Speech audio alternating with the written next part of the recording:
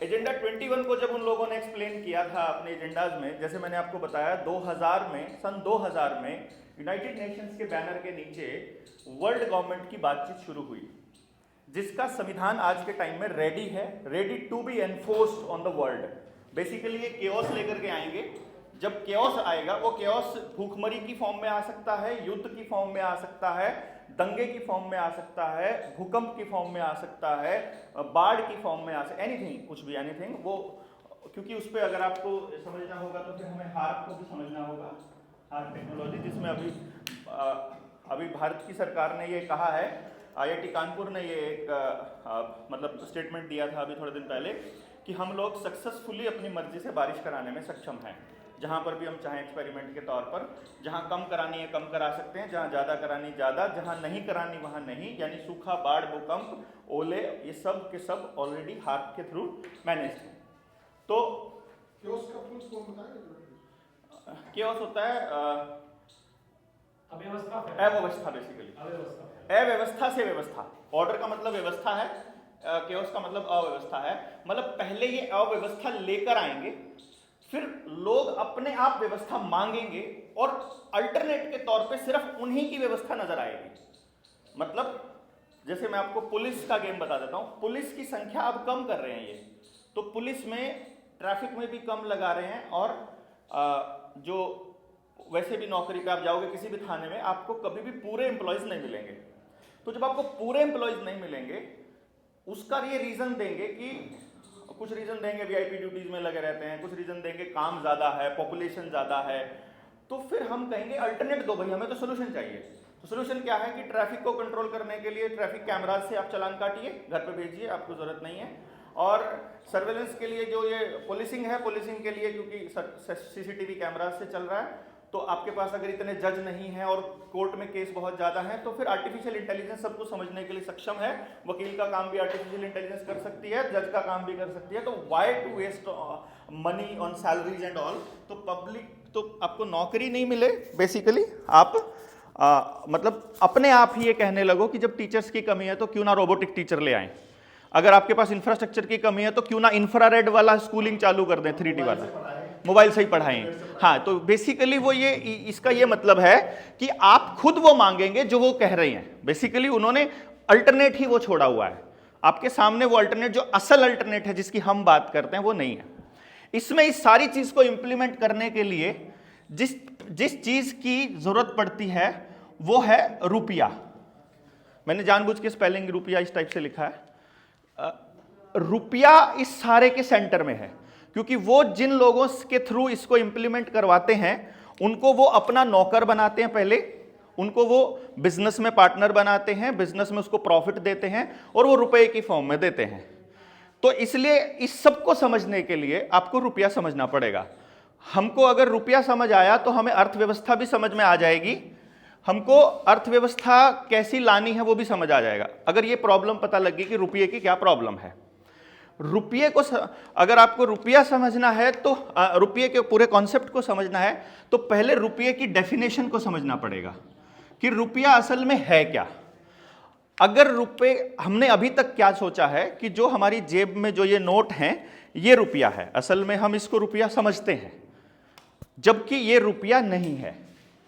रुपया, अगर मैं डेफिनेशन से आता हूं, असल में रुपया एक मापक है, मतलब किसी भी वस्तु के मूल्य को मापने के लिए एक मापक है रुपया। और जैसे किसी चीज का अगर वजन हमको मापना है तो उसका मापक हमारे पास केजी और उसकी फॉर्म है kilogram, milligram and all, but इसका एक स्टैंडर्ड होगा। अगर हम ये कहने लगे, डेफिनेशन में जाएंगे केजी की क्या होता है वो अलग हो जाएगा, बट हम सिर्फ सिंपल लेमैन लैंग्वेज को हम ये कहते हैं, अगर हमारे पास 1000 ग्राम वजन है तो 1 किलो बोला जाएगा, अगर 1000.001 ग्राम भी है तो भी वो 1 किलो नहीं बोला जाएगा। 1 किलो का मतलब एग्जैक्ट 1000 ग्राम, ना ही 999.99999 ग्राम को 1 किलोग्राम बोलेंगे। अप्रॉक्सीमेटली 1 किलोग्राम अलग चीज है, 1 किलोग्राम अलग चीज है। मींस जब हम किसी चीज का स्टैंडर्ड तय करते हैं वो through out the world, through out the time and space fix हो जाता है। स्टैंडर्ड फिक्स होता है, यह बात ध्यान रखिएगा। अगर स्टैंडर्ड फिक्स नहीं है तो मापक सही नहीं माना जाएगा, चीजों को मापने की चीज वैल्यू। इसी प्रकार से डिस्टेंस का मापक है जो हमारे पास, अगर हम मीटर मान लें इसको स्टैंडर्ड, तो ये फिक्स्ड है और ये कभी नहीं बदलेगा। अगर कभी संसार में दुनिया की किसी सरकार ने कभी ट्राई करके ये कह दिया कि कल से 1 मीटर बराबर 999 सेंटीमीटर हो जाएगा, तो जिन्होंने बेचना और खरीदना या बेचा और खरीदा है कभी भी पुरखों ने, उसी वक्त एक तबके के साथ शोषण हो जाएगा, दूसरे को फायदा हो जाएगा। मतलब जैसे वजन में बट्टा लगाना होता है। तो इस हमारे समाज के अंदर जो सबसे बड़ी जो चीज हमको ध्यान रखनी है, क्योंकि ये जो सारी लड़ाई है ये सिद्धांत की लड़ाई है, इसके अलावा किसी चीज की नहीं है। हम कर पाएंगे कि नहीं कर पाएंगे, प्रैक्टिकल पॉसिबल क्या है, ये नेक्स्ट स्टेप की बात है। बट पॉइंट ये है कि अगर हम सिद्धांत पर अड़े रहेंगे, हमारी जीत कन्फर्म है अगर हम कुदरत के नियम पर चलेंगे। अब कुदरत का नियम यह कहता है कि जब चीजों का मूल्यांकन करना होता है तो उसके लिए हम लोगों के पास में कोई एक मापक होना चाहिए, स्टैंडर्ड होना चाहिए। यह हमारे पुरखों ने बड़े अरसे से किया और एक चीज पर पहुंचे कि यह स्थिर होना चाहिए। स्थिर होने के लिए बहुत ट्राई किया उन्होंने कि मूल्य कभी भी किसी भी चीज का, बेकार की चीज का कभी मूल्य नहीं होता है। एक बात ध्यान रखिएगा, मूल्य हमेशा धन का होता है, धन का मूल्य होता है। धन क्या क्या है हमारे पास, जैसे उत्पादन धन है। किसान एक दाना डालेगा, एक पौधा होगा, उसके ऊपर बाली लगेगी, उसमें 200 दाने भी निकलेंगे, 4000 दाने भी निकलेंगे, डिपेंडिंग अपॉन बाजरा है कि मक्की है कि गेहूं है कि उस पर कोई फल लगता है, हर साल भी दे सकता है वो। तो उसके बाद जमीन से जो प्राकृतिक संसाधन निकलते हैं वो धन है। पशु धन है। सेहत, हेल्थ इज वेल्थ, सेहत धन है, क्योंकि ये ऊर्जा है, बेसिकली ऊर्जा ही धन है। ऊर्जा सूरज से किसी भी फॉर्म में ली जाए, पौधे ने लिया, हमने खाया, हमने है गोल्ड प्राकृतिक संसाधन है, ठीक है। जो भी चीज जमीन से निकलती है, प्रकृति से हमको प्राकृतिक संसाधन के रूप में मिली है, जिसका इस्तेमाल हम लोग किसी भी तरह से करते हैं, वो हमारे लिए धन है। किसी के साथ शोषण ना हो, इसीलिए धन की एक वैल्यू फिक्स करने का प्लान किया, क्योंकि धन के पास स्टोरेज वैल्यू होती है परचेजिंग पावर की, कि मैंने आपको गेहूं दे दिया, उसके बदले में आप मुझे चावल दे देंगे, उसके बदले आप मुझे कपड़ा दे देंगे, आप अपनी मेहनत कर देंगे। जैसे पुराने टाइम में हमने मेहनत की, पूरे दिन की अपनी ऊर्जा दी, और फिर किसान ने अपनी ऊर्जा गेहूं के रूप में उसको दे दी या पैसे के रूप में उसको दे दी, क्योंकि वो पैसा उसने ऊर्जा से ही कमाया हुआ था। तो स्टैंडर्डाइजेशन के अंदर बहुत सारी दिक्कतें आई। पहले स्टैंडर्ड रखा कि चलो अनाज को रख लेते हैं, फिर अनाज के स्टोरेज में बड़ी दिक्कत आई कि पूरा साल स्टोरेज रखना पड़ता है, लेना पड़े, देना पड़े उसमें। फिर ऐसे करके किसी और चीज़ में आई तो जगह की कमी पड़ेगी या फिर स्टोरेज की, मौसम की, ये सब मारों से बचते हुए फिर उन्होंने तांबे को, लोहे को, जस्त को, ऐसे करके अलग अलग चीज़ों को स्टैंडर्डाइज करने की कोशिश की। लोहे को करने की कोशिश की, लोहा रख दिया, बाद में जंग लग के वो झड़ के ख़त्म। पता लगा कि यार 100 साल बाद वहाँ वो लोहे की वो इतना वजन रखा था, उतना मिला ही नहीं, वो कम मिला। तो ऐसे सर्च आउट करते करते हज़ारों साल पहले हमारे पुरखों को एक चीज़ पता चली कि 2 धातुएँ हैं, सोना और चांदी, जिसमें सोना एक ऐसी धातु है जो हमेशा उतनी ही मिलेगी। आपने 1 किलो सोना ले लिया, धरती में गाड़ दिया, 1000 साल बाद भी निकालोगे, कोई मिलीग्राम में अगर कोई चेंज मिला तो मिला, नहीं तो सोने में कोई चेंज नहीं मिलेगा। ना वो झड़ता है, ना जंग लगता है, ना रिएक्ट करता है, ना कुछ करता है। तो हमारे पुरखों ने सोने को स्टैंडर्ड के तौर पे एस्टैब्लिश कर दिया कि अब दुनिया में किसी भी चीज की कीमत तय करनी है तो वो सोने को रेफरेंस मान करके करेंगे। This is the gold standard, basically इसको बोला गया बाद में। तो गोल्ड को स्टैंडर्ड मान करके हमने चीजों की कीमतों निर्धारित करना स्टार्ट कर दिया कि डंगर लेना, पशुधन लेना है, अनाज लेना है, जमीन लेनी है, तो गोल्ड में परचेजिंग चालू होगी। गोल्ड को लेकर के जाना आना मुश्किल हो जाए और मुश्किल हो, रास्ते में चोरी हो जाए और इस तरह से, जो वर्ल्ड बैंक का जो मालिक है, जिसको आज, क्योंकि हम बहुत फास्ट चल रहे हैं, तो इसमें जो बहुत बड़ा जो रोल आएगा वो वर्ल्ड बैंक का है। अगर हम ये साबित कर दें कि वर्ल्ड बैंक सबसे फ्रॉड संस्था है और जो भी पैसा दे रही है वो फ्रॉड है, तो आज हमें को ये मालूम पड़ जाएगा कि जब अगर हम सरकार हमको जो पैसा दे रही है वो भी प्योरली फ्रॉड है, बेसिकली वो पैसा है ही नहीं है। मैं आपको साबित करूंगा कि ये नकली है, मतलब इसमें इसकी कोई वैल्यू नहीं है। अगर इसकी कोई वैल्यू नहीं है तो हमको सिर्फ लगता है कि इसकी वैल्यू है, तो इसको आखिर तक हम यहां तक आएंगे। तो गोल्ड जो है वो स्टैंडर्ड कर दिया। शेरशाह सूरी ने पहली बार रुपए, मतलब रुपया फिक्स हो गया, गोल्ड स्टैंडर्ड फिक्स हो गया। असल में क्या था, हमेशा स्टैंडर्ड जब फिक्स होता है तो किसी भी चीज की उपलब्धता को लेकर के फिक्स होता है कि कोई चीज कितनी उपलब्ध है हमारे पास, और उसके मुकाबले अब गेहूं तो बहुत हो जाएगा, सोना तो नहीं निकलता इतना जोर लगाने के बाद भी, तो सोने की थोड़ी मात्रा गेहूं की बड़ी मात्रा के साथ उस कंपैरिजन में आ जाएगा। तो एक फिक्स हो गया। गोल्ड और सिल्वर के अंदर जो अनुपात आ गया वो 1:10 का था, जो उत्पादन का अनुपात था। तो शेरशाह सूरी ने पहली बार इस पूरे स्टैंडर्ड को, जो कि सिर्फ जबानी चलता था और माना हुआ था पूरी दुनिया ने, उसको पहली बार लिखित रूप दिया शेरशाह सूरी ने अपनी 15वीं शताब्दी में, जब वो उसका राजा 15वीं की 14वीं जो भी शताब्दी में उसका आया, तो उसने दिया। और गोल्ड का 1 तोला, 1 तोला मतलब 1 तोले का कितना वजन होता है? जी नहीं, 11.664 ग्राम। सुनार जब लिखता है 60,000 रुपए, तोला नहीं लिखता है, 60,000 रुपए प्रति 10 ग्राम लिखता है, कभी भी तोला नहीं लिखेगा। तोले का वजन 11.664 ग्राम होता है, 11 ग्राम 664 मिलीग्राम। तो अगर 1 तोला सोना है उसके बदले 10 तोला चांदी मिलती थी। तो लास्ट जो सिक्का बना, चांदी का सिक्का 1 रुपए का बना, और 10 सिक्कों का यानी 10 रुपए का 1 तोला सोना, यह स्टैंडर्ड तय हो गया शेरशाह सूरी के दौर में। और ये सब ने मान लिया, पूरी दुनिया ने, इंक्लूडिंग इंडिया।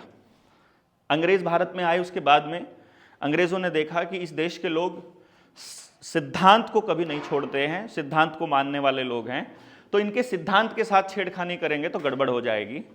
तो लिखित रूप में आने के लिए ये जो जितनी भी चीजें होंगी ये हमेशा अंडर टेबल या धीरे धीरे या इतनी स्लो होगी कि जंग लगने की तरह हमें पता ही नहीं चलेगा कि हमारा जो सामान है वो खत्म हो रहा है। तो हमें कभी भी मालूम नहीं पड़ेगा कि ये किया जा रहा है, हमको ऐसा लगेगा जैसे ये अपने आप हो रहा है। तो उन्होंने क्या किया, स्टैंडर्ड को एज इट इज रुपए का कानून के रूप में, पेपर करेंसी एक्ट के रूप में बनाना शुरू कर दिया। ये अंग्रेज जैसे ही आए ना, 1860 में आईपीसी आया था, अगर आपको मालूम हो ना, 1857 की क्रांति के बाद 1860 में आईपीसी आया, 1861 में पुलिस है, नहीं 60 में आईपीसी आया, 61 में पुलिस कानून आया। अच्छा, उसके बाद रिजर्व बैंक आया, 1934 में रिजर्व बैंक आया। उससे पहले पेपर करेंसी को छापने के, सिक्के के नियम के, अधिनियम के, कोइनेज एक्ट उन्होंने पहले से ही बनाने स्टार्ट कर दिए थे। और जो पेपर करेंसी एक्ट बनाए थे 1882 से पहले जितने भी बनाए थे, उसमें उन्होंने बिल्कुल सेम स्टैंडर्ड को ही मेंटेन करके रखा हुआ था। 1882 में किसी संस्था ने, किसी उनके ऑर्गेनाइजेशन ने ये डिसाइड किया कि सोने की अवेलेबिलिटी के हिसाब से इस स्टैंडर्ड को मेंटेन करना बड़ा मुश्किल हो जाएगा, तो हम ऐसा करते हैं कि रुपए की वैल्यू थोड़ी सी बदल देते हैं। असल में रुपया स्टैंडर्ड होता है, तो उन्होंने इस तरह से गेम खेला। यहां तक 1882 के पेपर करेंसी एक्ट की बात कर रहा हूं मैं। पेपर करेंसी एक्ट से पहले एक मोहर में 10 रुपए होते थे, 10 रुपए की एक मोहर होती है।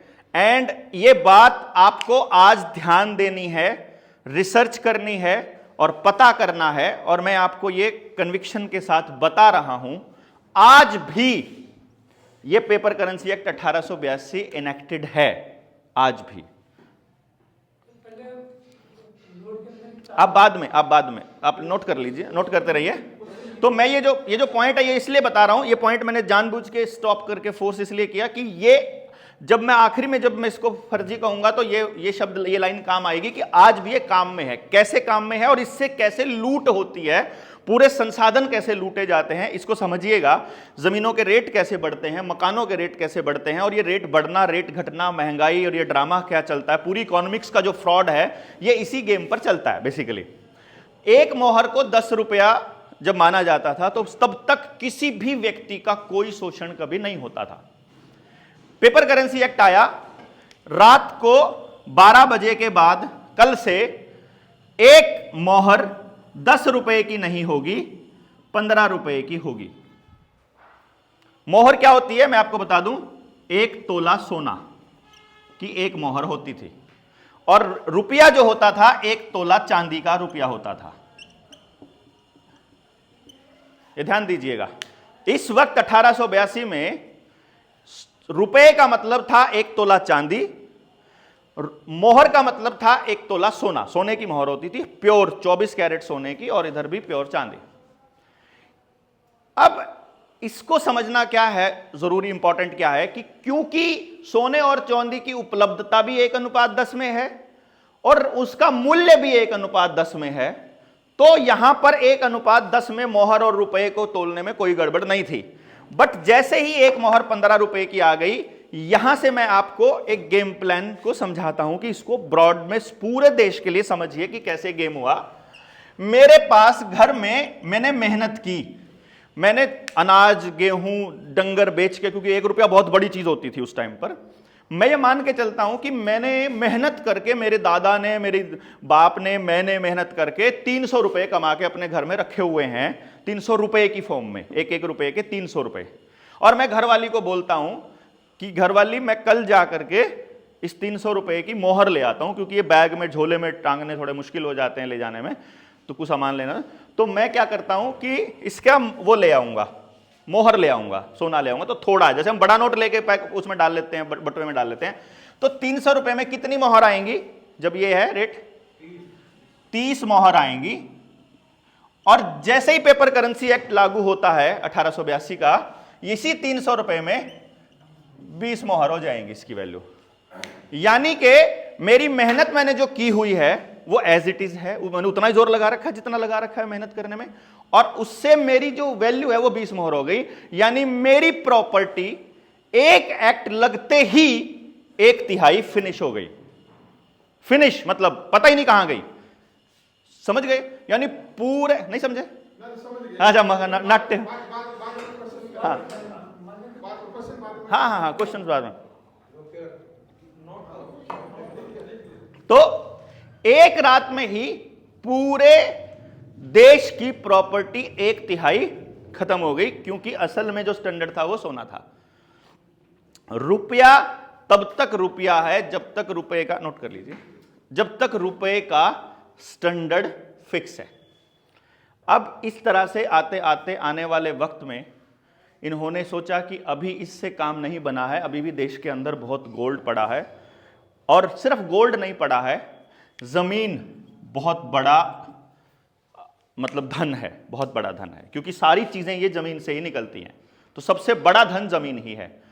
असल में उनको जमीन भी लेनी है, आपका उत्पादन पे भी कंट्रोल करना है। जो न्यू वर्ल्ड ऑर्डर है दैट्स अ टोटल कंट्रोल। एक ऐसी सोसाइटी, डिस्टोपियन सोसाइटी जो उन्होंने अज्यूम की है कि दुनिया की सारी आबादी जिसको हम पैसा देते हैं, यानी ये कह रहा है जिसको हम पैसा देते हैं तो वो हमारे हिसाब से क्यों नहीं चलती है, तो let us make an arrangement कि सारी दुनिया हम पर निर्भर हो और हमारे हिसाब से चले।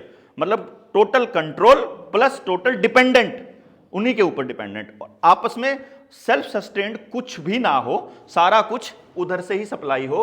उनकी पाइपलाइन से आ रहा है तो आपको मिले, उनकी पाइपलाइन से नहीं आ रहा है तो आपको नहीं मिले। ये उनका न्यू वर्ल्ड ऑर्डर है, जिसको मतलब एक लाइन में अगर एक्सप्लेन करना हो तो यहां से यहां तक आना है उनको, बेसिकली यहां से यहां तक, और इट्स अ लॉन्ग प्रोसेस।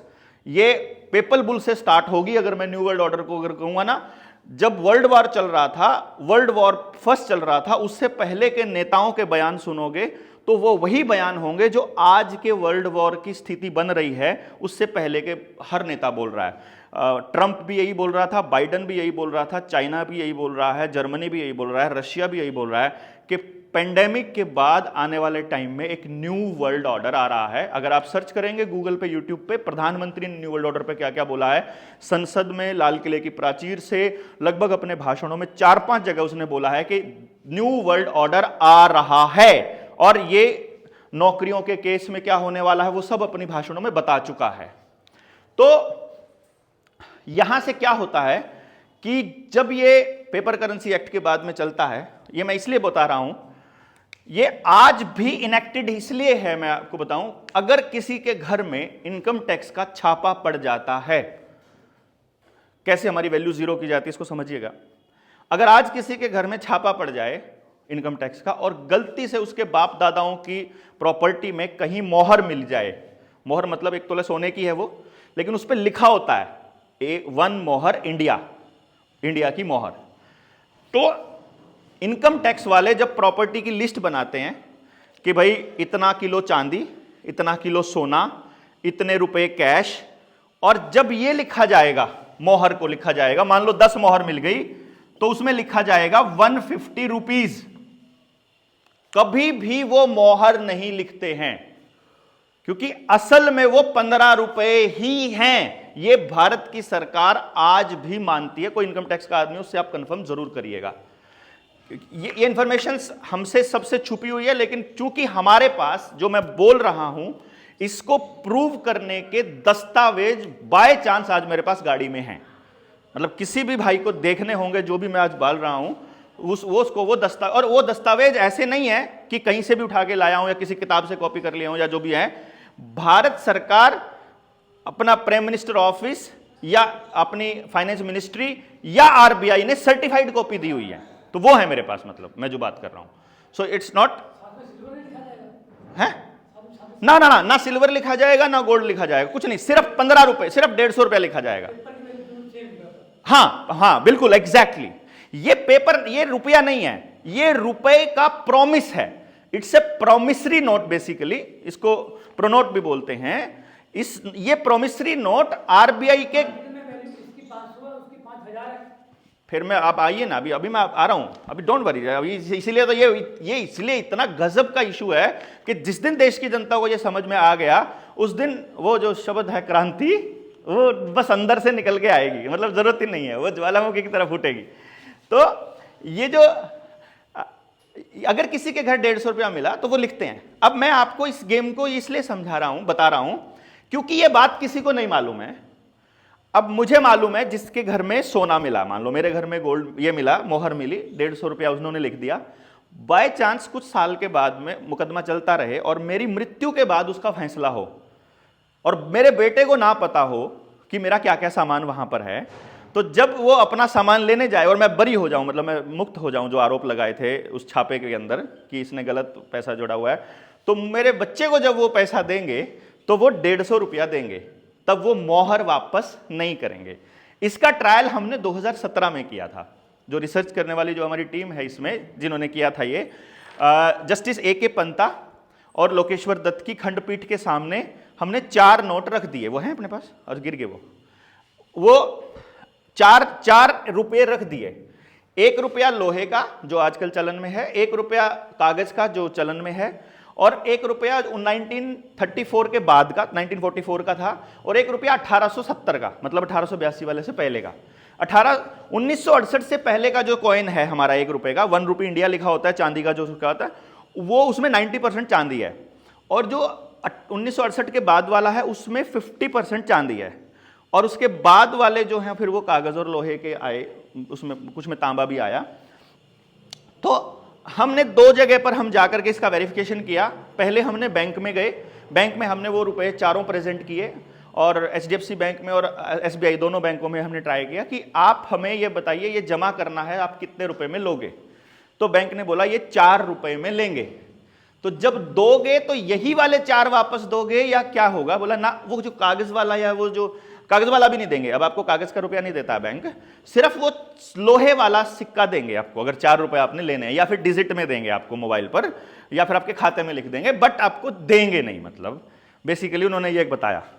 तो फिर ये जब तुम उस चांदी के रुपए की कीमत और उस कागज के रुपए की कीमत को सेम मान रहे हो, तो हमने फिर आरटीआई डाली कि रुपया किसको बोलेंगे, कागज वाले को असली बोलेंगे कि उसको बोलेंगे। तो आरबीआई से हमको रिप्लाई आया कि रुपया इस बात पर निर्भर नहीं करता है कि वो सोने का है या चांदी का, रुपया उसके ऊपर अंकित मूल्य के बराबर माना जाएगा, जो उस पर अंकित मूल्य है। अब हमको समझ आ गया, यहां पे क्लियर हो गया। अब हम यहां से आए, हमने जस्टिस ए के पंता के सामने जब वो बात रखी और लोकेश्वर दत्त के सामने कि साहब हमने पूरी अपील लगाई थी, इन चारों में से असली रुपया कौन सा है, कृपया करके देश को बता दीजिए। तो जी वहां से खंडपीठ से एक ही बात आई पूरी बहस के बाद में कि आप जो कह रहे हैं, वर्मा जी जो ये काम कर रहे थे वो वर्मा जी हैं हमारे, आप जो कह रहे हैं आप 100% सही बोल रहे हैं, बट एसएलपी इज डिसमिस्ड। तो फिर उन्होंने सोचा कि एसएलपी तो डिसमिस हो गई, बट उन्होंने ये क्यों कहा कि आप सही कह रहे हो। तो बाद में चैम्बर में बुलाया अलग से कि जी आप करते क्या हो, पहले ये बताओ, ये गेम प्लान आपको समझ में कैसे आया, और आप ये जो लेकर आए हो ये असल में बड़ा खेल है, इसमें उलझने से पहले दस्तावेज इकट्ठे कर लो। आपके पास कोई पेपर नहीं है, मैं अभी के अभी लिख देता कौन सा रुपया असली है कौन सा नकली है। तो फिर पेपर इकट्ठे करने शुरू किए। पुणे की आर्काइव है, दिल्ली में आर्काइव है आरबीआई की आर्काइव से जाकर के रिसर्च डॉक्यूमेंट इकट्ठे किए, उनसे सर्टिफाइड कॉपी ली, सीआईसी में बहस तक गए। उन्होंने मतलब इतनी गलत जवाब दिए हुए हैं, हमारे पास वो सारे के सारे दस्तावेज अवेलेबल हैं। मतलब फिर आखिर में बहस, यानी एक आरटीआई पे 4-4 साल 3-3 साल की लड़ाई लड़के फाइनली उनसे लिखवा कर लाए कि जो हम बोल रहे हैं वो गलत है कि सही है, पहले इसको बताओ आप। अभी इसी पे आते हैं फिर से कि ये हो गया।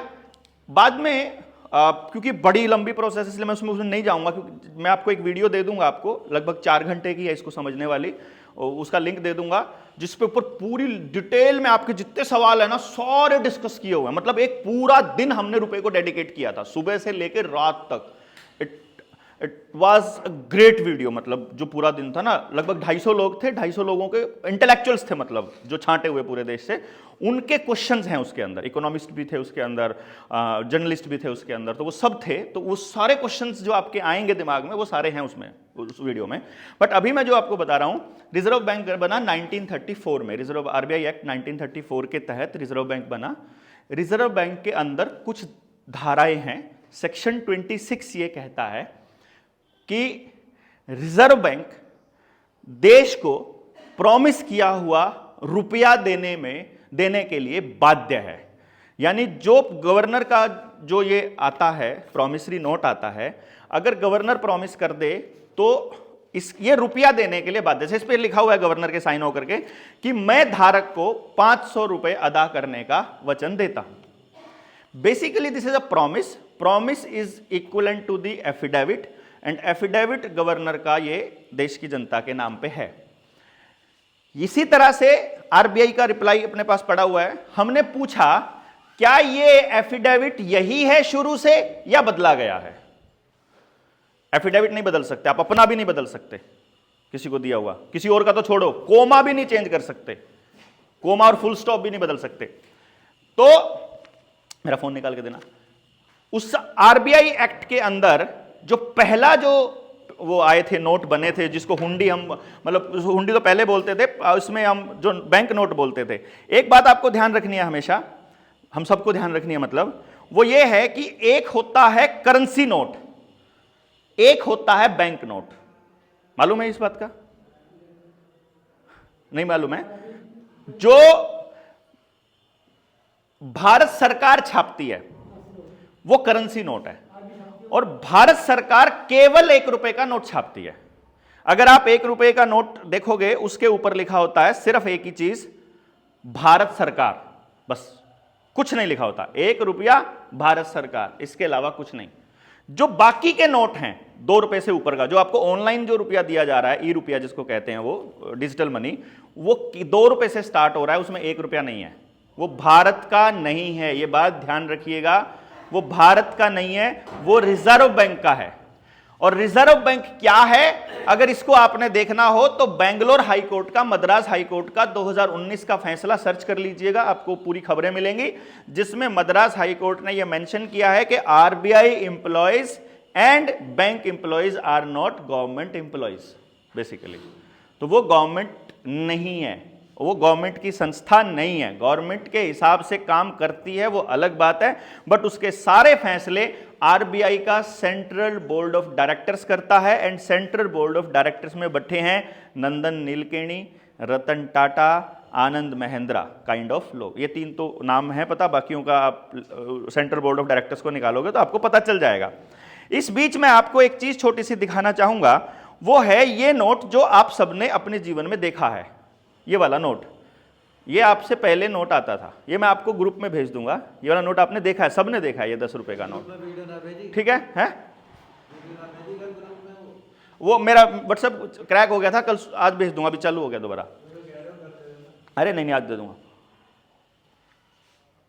इस ₹10 के नोट के ऊपर आप देखोगे जो गवर्नर का एफिडेविट है, इसको स्टडी करोगे, इस पर लिखा हुआ है I promise to pay the bearer on demand the sum of ₹10 at any office of issue. ये चीज एनी ऑफिस ऑफ इशू यानी धारक के मांगे जाने पर किसी भी बैंक से जाकर मैं अपना रुपया ले सकता हूं। रुपया क्या? रुपया स्टैंडर्ड। स्टैंडर्ड क्या? स्टैंडर्ड ये जो आज भी मानक है, ₹15 बराबर 1 मोहर। This is the standard, this is the official document जो हमारे पास है। अब हमने इसकी टेस्टिंग भी करी है। इसका मतलब यह हुआ कि जिसने भी ये नोट 1968 के बाद बदला है, पुराने नोट वो लेते चले गए जो हमारे बाप दादा ने कमाए, जिसके बदले में वो गोल्ड रखा था। याद हो अगर आपको, हमारे पुरखे कहते थे कि जितना सोना आरबीआई के पास होता है उतना ही नोट छाप सकते हैं, ऐसा कुछ बोला करते थे, ये मैंने भी सुना है। लेकिन वो कितना सोना होता है ये किसी ने आज तक खुलासा नहीं किया, ना इसको किसी इकोनॉमिक्स में पढ़ाया जाता, ना इसमें किसी कॉलेज यूनिवर्सिटी में कभी भी रुपए के ऊपर डिस्कशंस नहीं हो, कभी भी नहीं हुआ, अलाउड ही नहीं है, ना बैंकिंग वाले को ना इकोनॉमिक्स वाले को, किसी को भी। तो रुपया नहीं पढ़ाया जाता, इसलिए हमारी अगली जनरेशन को रुपए के बारे में, हाँ उस टाइम पे बताया,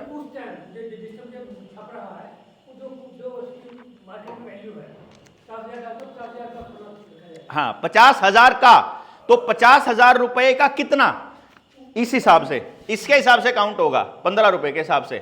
जिस नोट के बदले में आपके पास गोल्ड नहीं रखा है वो नोट नकली है, सीधी सी बात है भाई। आरबीआई ने ये लिखा हुआ है, आरबीआई ने क्या लिखा है कि बाध्य है आरबीआई ग्राहक के मांगे जाने पर उसका रुपया देने के लिए, उस हिसाब से देगा। अगर किसी ने पैसे को डिवैल्यूएट किया, रुपए को डिवैल्यूएट किया, डिवैल्यूएट मतलब उसकी वैल्यू कम करी, अगर ₹15 से ₹1 मतलब 1 मोहर है ₹15 की, यानी कि इस हिसाब से अगर 1 मोहर का वजन हो गया 11.664 ग्राम, 11.664 ग्राम को अगर 15 से भाग दोगे तो ₹1 की जो वजन आएगी वो 777 मिलीग्राम सोना आएगा। ₹1 बराबर 777 मिलीग्राम सोना, और 777 मिलीग्राम सोना आज के वक्त के हिसाब से अगर 60,000 का रेट लगाएं तो 4,970 के करीब का बनता है ये वाले बैंक नोट, यानी कि लगभग ₹5,000 का बनता है। इसका मतलब आरबीआई का ₹5,000 और भारत सरकार का ₹1 बराबर है। इसका यह मतलब है, क्योंकि भारत सरकार का नहीं, इसका यह मतलब है ऑफिशियल दस्तावेज है इस बात को कहते हुए हमारे पास, मैं हवा में नहीं बोल रहा हूं। और अगर ये है तो फिर ये सामान खरीदा जा रहा है, इसका मतलब जो हम आरबीआई के नोट में ₹5,000 का सामान खरीदते हैं, इन नोटों में जो हम 5,000 का सामान खरीदते हैं वो असल में भारत का ₹1 का सामान है। इसका यह मतलब है, क्योंकि gold is the standard all over the world. जिस भी आदमी ने गोल्ड के ऊपर मतलब ट्रेडिंग करनी शुरू करी, उसी आदमी को तानाशाह बना करके मार दिया गया। May be Hitler, Subhash Chandra Bose, इसमें आता है ये गद्दाफी, इसमें आता है ये अपना इराक वाला सद्दाम हुसैन। जब उसने जैसे ही डिक्लेयर किया कि मैं तुमको तेल जो है वो पैसे में नहीं, उसमें डॉलर में नहीं दूंगा, मैं तुमसे गोल्ड में ट्रेडिंग करेंगे हम, उसी टाइम पे यहाँ पे बायो वेपन है एंड ऑल, और इराक पे अटैक, और इराक पे अटैक के बाद में जो इराक के ऊपर जब अटैक हुआ तो उस अटैक के बाद जो तेल के कुएं थे, 70% जो तेल के कुएं थे वो एक कंपनी के हाथ में आए थे। उस कंपनी का, उस फाउंडेशन का नाम है रॉकफेलर फाउंडेशन। ये रॉकफेलर फाउंडेशन ही दुनिया की सबसे सारी बड़ी यूनिवर्सिटीज, चाहे ऑक्सफोर्ड है, चाहे मैनहट्टन है, चाहे आईआईटी मैसाचुसेट्स की है, जो जिसको हम लोग सबसे बड़ी यूनिवर्सिटीज बोलते हैं, वो सारी की सारी यूनिवर्सिटीज की जो फाउंडिंग एजेंसी है वो रॉकफेलर फाउंडेशन है। हरित क्रांति का जो रिकमेंडेशन है वो गूगल पे भी मिल जाएगा, हरित क्रांति का रिकमेंडेशन वो भी रॉकफेलर का ही है। पूरा एजुकेशन सिस्टम रॉकफेलर फाउंडेशन की ही, पूरा हेल्थ सिस्टम कैसे, WHO का गठन 1948 में हुआ, द्वितीय विश्व युद्ध के बाद। वो हुआ फ्लेक्सनर कमीशन की रिपोर्ट के आधार पर। अब्राहम फ्लेक्सनर जिसके प्रेसिडेंट थे, जिसके मतलब हेड थे, जिसका कमीशन था फ्लेक्सनर कमीशन, जिसको हेड कर रहे थे वो अब्राहम फ्लेक्सनर थे, और उसकी जो रिसर्च थी उसको फंड किया था रॉकफेलर फाउंडेशन ने, जिसकी रिपोर्ट आई थी सन 1908 में। यानी 1908 में अब्राहम फ्लेक्सनर की अध्यक्षता में फ्लेक्सनर कमीशन बना। उस फ्लेक्सनर कमीशन ने 2011 में रिपोर्ट दी कि पूरी दुनिया का हेल्थ सिस्टम एक जैसा होना चाहिए, और फिर रॉकफेलर फाउंडेशन की इनिशिएशन पर ही वर्ल्ड बैंक, रॉथस्चाइल्ड फाउंडेशन की, और रॉकफेलर की फाउंडेशन की इनिशिएशन पर ही WHO बना, पूरी दुनिया की हेल्थ को कंट्रोल करने के लिए। बेसिकली यूनाइटेड नेशंस की जितनी एजेंसीज हैं उनके अंदर जो डोनेशन देने वाले जो लोग हैं, जो इंडस्ट्रीज हैं बड़ी, वो सारी की सारी इन्हीं दोनों इंडस्ट्रीज के साथ में जो 13 रॉयल फैमिलीज जिनको हम लोग बोलते हैं वो कंट्रोल करती हैं पूरे वर्ल्ड की पूरी इकोनॉमी को, पूरी हेल्थ को, पूरा हथियारों का जखीरा जितना भी, उस सारे के सारे उसके अंदर जाएंगे। रिलायंस में कितना, मेरी एक वीडियो मैंने 2019 में बनाई थी जिसमें मैंने पूरा एक्सप्लेन किया था कि फेसबुक ने कितना, मतलब फेसबुक के अंदर रॉकफेलर ने कितना इन्वेस्ट किया, फिर फेसबुक ने रिलायंस में कितना किया, और फिर रिलायंस ने फिर क्या क्या बनाया, मतलब जियो ऐप लेकर के, फिर उस मतलब जो उन्होंने कृषि के क्षेत्र में काम किया, जो फूड प्रोसेसिंग में काम शुरू का किया, तो वो पूरा मैंने उसको एक्सप्लेन करते हुए, कनेक्ट करते हुए वीडियो बनाई थी। 2.25 घंटे की वो वीडियो है, उसमें मैंने फैक्ट्स के साथ विद डेट एक्सप्लेन किया हुआ। आप जैसे ही उस कीवर्ड को सर्च करोगे आपके सामने वो न्यूज़ आ जाएंगी। तो जो भी मैं आपको बता रहा हूं, अब इसको टेस्टिंग करने के लिए हमने सोचा कि क्या ये टेस्टिंग किया जा सकता है। अगर ये 5,000 रुपया और 1 रुपया का ये जो खेल है, अब ये किसी को कैसे समझाएंगे कोई कि हमारा 1 रुपया उनके 5,000 के बराबर है। अब हम तो इसको अपना ही मान के बैठे हुए हैं कि ये हमारा है, क्योंकि हम जो पूरा दिन मेहनत करते हैं और उसके बदले में वो हमको ये वाला रुपया देते हैं, इसको हम रुपया मान के सामान खरीदने जाते हैं, और इसको फिर इसी में महंगाई होती है। मैं आपको बता दूं, भारत के 1 रुपए में कभी महंगाई नहीं होगी, क्योंकि भारत का 1 रुपया फिक्स है। आईपीसी की धारा 230 से लेकर 254 तक, इसको आप नोट कर सकते हैं।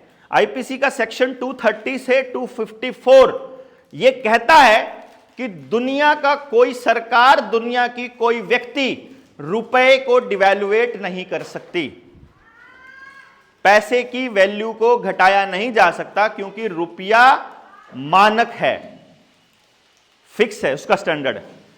इसका मतलब जिसने भी रुपए की वैल्यू घटाई वो अपराधी है, वो कोई भी सरकार का बंदा है। साथ के साथ अगर घटा दी तो, अगर मैं घटा दूं तो क्या होगा, और घटाने के बाद ये रुपया मैं आपको दूं तो क्या होगा, और आप लो तो क्या होगा, और आप फिर आगे दो तो क्या होगा। तो आईपीसी के सेक्शन 489, सेक्शन 489, आपने तो वकील साहब देखा ही होगा, हम तो इतना बोलते हैं तो आपने पढ़ा ही होगा। आईपीसी का सेक्शन 489 ABCDE कहता है कि कोई भी व्यक्ति जो वैल्यू को घटाए हुए नोट छापता है या सिक्का बनाता है, किसी को देता है, किसी से लेता है और उसमें ट्रेड करता है, वो आजीवन कारावास तक सजा का भागी है। ये आईपीसी में लिखा हुआ है। हमने इनको लेकर के हम चले गए जी बैंकों में। बेसिकली बैंक के मैनेजर को किसी को इसके बारे में नहीं पता मिला, वो बोले जी हमको तो पता ही नहीं, हमने तो पढ़ा ही नहीं कभी, अब आप तो लिखित में दे दो जी हमको। हमने आरबीआई में फिर अपने 10 रुपए लगा दिए कि हमको हमारे 10 रुपए चाहिए। फिर 10 रुपए का कोई जवाब नहीं आया, हमने फिर 2000 का नोट लगा दिया, क्योंकि 2000 रुपए अगर इस हिसाब से कैलकुलेट करते हैं तो 2000 रुपए में 1554 ग्राम सोना बनता है, 1.5 किलो सोना बनता है इस हिसाब से। तो मैंने आरबीआई में हमने लगभग 200-250 आवेदन लगाए हुए हैं, जिसमें आरबीआई को हमने ये लिखा इशूइंग ब्रांच को कि जी हमारे पास ये 2000 का नोट है या ये 500-500 के 4 नोट हैं, हमें इसके बदले में बैंक नोट नहीं चाहिए, हमें इसके बदले में भारत का रुपया चाहिए, जिसको रुपया बोला जाता है, हमें इसका स्टैंडर्ड चाहिए। आज तक आरबीआई से कोई जवाब नहीं आया है। कॉल आती है जी आके मिल लो, हम कहते हैं जी रिटर्न में दिया हुआ है, रिटर्न में जवाब चाहिए, हमको नहीं मिलना आपसे। आप हमें ये कह दो कि ये नहीं मिलेगा, आप ये कह दो कि ये गलत है, आप ये कह दो कि ये आप जो कह रहे हो ये जस्टिफाइड नहीं है, हम मान लेंगे, आप लिख कर दे दो जो भी चाहते हो। आरबीआई ने अभी तक कोई जवाब नहीं दिया। फिर हमने एक एग्जाम्पल सेट करने के लिए, फिर हमने टेस्टिंग करने के लिए ये किया, क्योंकि पहले के जो एग्जाम्पल्स थे वो हमारे पास थे, लेकिन उनका कोई कंक्लूजन नहीं था कि जनता में अगर अवेयरनेस फैलानी है तो हमें कुछ एक्सपेरिमेंट्स करके दिखाने पड़ेंगे।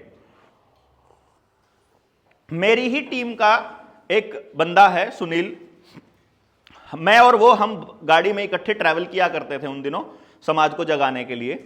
उसके पास लगातार फोन आ रहे थे। मैंने कहा फोन क्यों नहीं उठाता?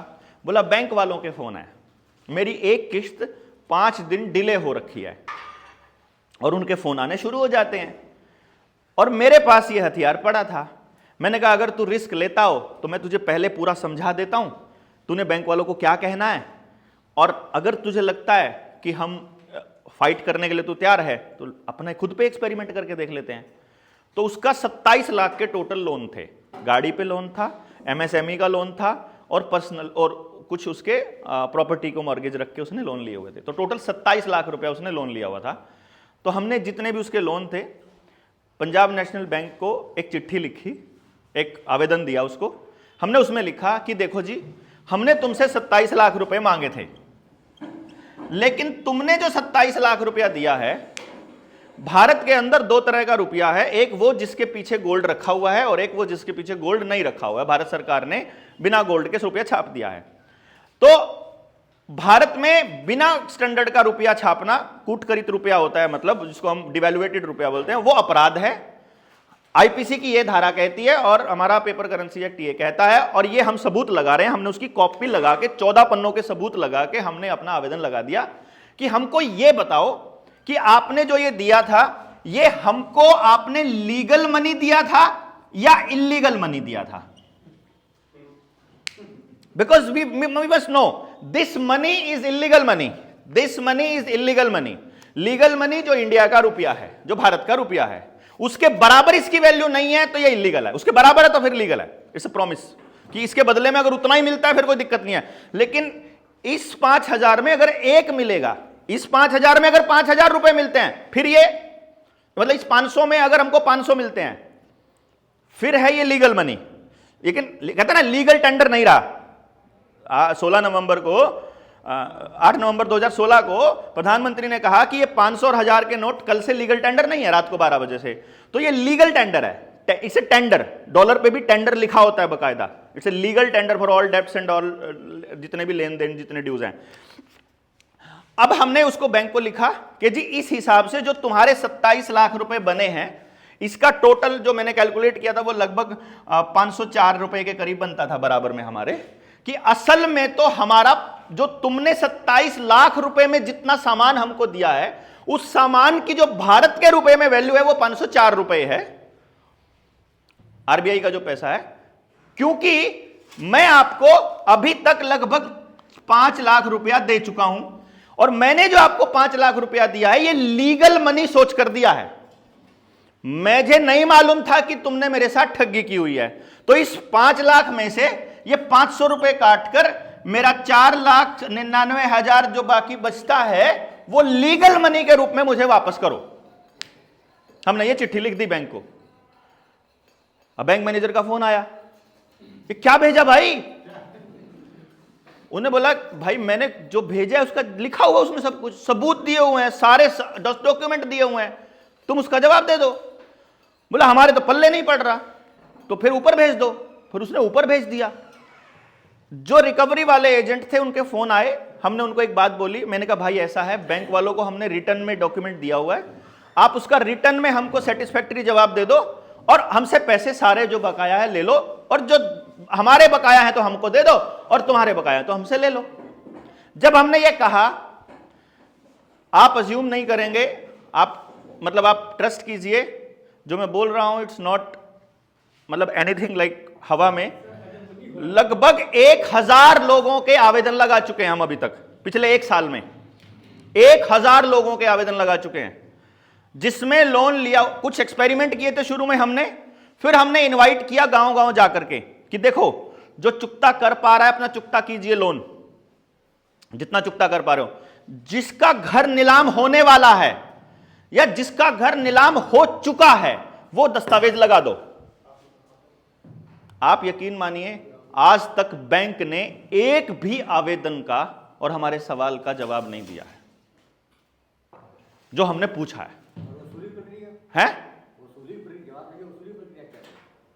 क्या वसूली प्रक्रिया? वसूली प्रक्रिया के लिए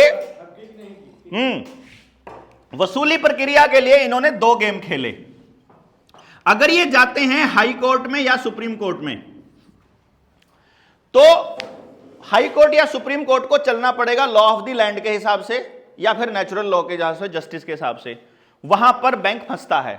तो इससे बाईपास करने के लिए उन्होंने बना दिया डेब्ट रिकवरी ट्रिब्यूनल। जैसे नेचुरल लॉ को डिफेंड करने के लिए हमारी व्हीकल्स को कबाड़ बनाने के लिए उन्होंने बना दिया नेशनल ग्रीन ट्रिब्यूनल।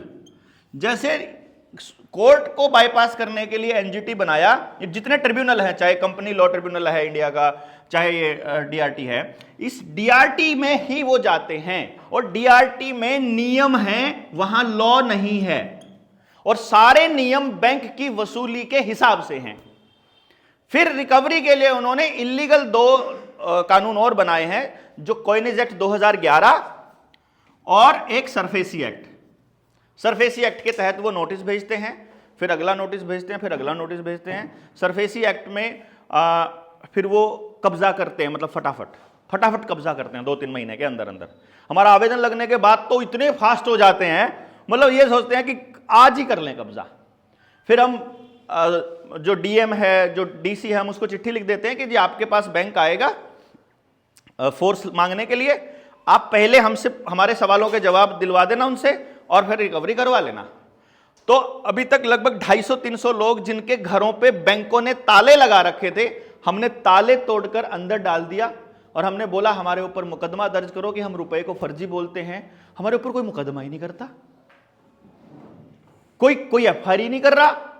हम कह रहे हैं हमारे कोई ये लाइन बोल के हमको जवाब दो। जब मतलब दुनिया जहान के आरोप उल जुलूल लगा रहे हैं, जैसे किसानों के ऊपर 307 लगा दी, एनएसए लगा दी, ऐसा करके कर रहे हैं, वो सब लगाते हैं, लेकिन ये नहीं लिखते हैं कि ये रुपए को फर्जी बोल रहे हैं। इसका मतलब है 27 लाख लेने के बाद मैं केवल 504 रुपए वापस कर दूं? 27 लाख दिए हैं तो 27 लाख दीजिए। अगर 504 के बराबर का ही सामान दिया तो 504 ही देने बनते हैं। सिद्धांत ये कहता है। जैसे कोरोना के दौर में सिद्धांत यह कहता है कि मेरा शरीर मेरी मर्जी है, उसमें कोई आदमी टच भी नहीं कर सकता, केमिकल डालना तो दूर की बात है। सिद्धांत यह कहता है।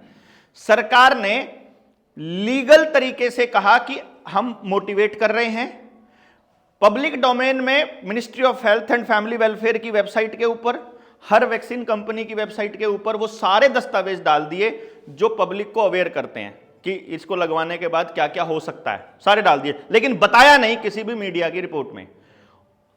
कानूनन कोई रूल नहीं बनाया, लेकिन अधिकारियों को यह कहा गया कि तनख्वाह नहीं निकालनी जब तक ये लोग अपना सर्टिफिकेट ना दिखा दें। और जब इसके ऊपर सुप्रीम कोर्ट में जब गए वकील जो नीलेश ओझा जी गए, तो सुप्रीम कोर्ट में सैकड़ों पन्नों का एक दस्तावेज एफिडेविट के रूप में भारत सरकार ने दिया कि हमने तो कोई लीगल बाउंडेशन रखी ही नहीं किसी के ऊपर। 306 हमने किसी के साथ जबरदस्ती, ये भारत सरकार का ऑफिशियल दस्तावेज कि किसी को साइड इफेक्ट हुए, हमें सिंपैथी है but we are not responsible. Public को सब पता था, हमने पब्लिक डोमेन में डाला हुआ था। अब हम खड़े हुए, हमने कहा ये नियम नहीं चलेगा भैया, मतलब अड़ेंगे तो अड़ेंगे।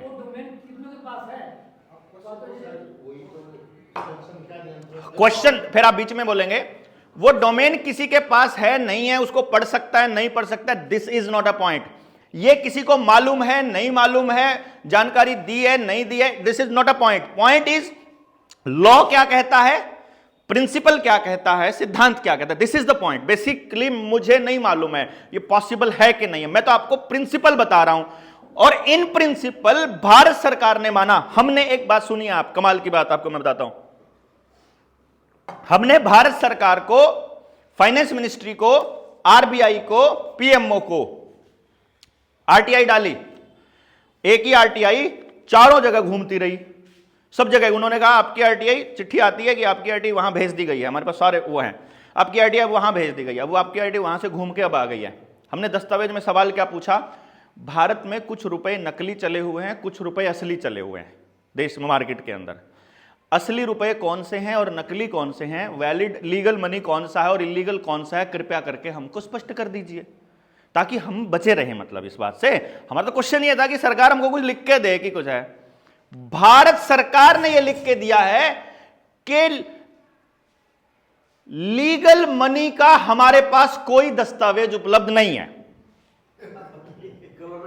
गवर्नमेंट लिख रही है साहब, गवर्नमेंट के पास, वो अवॉइड कर रही है ना असली बात बताने से। अगर उसने लिख दिया तो मरते हैं वो, सबका सोना देना पड़ेगा, सबको बराबर सोना देना पड़ेगा ना इसके बदले में।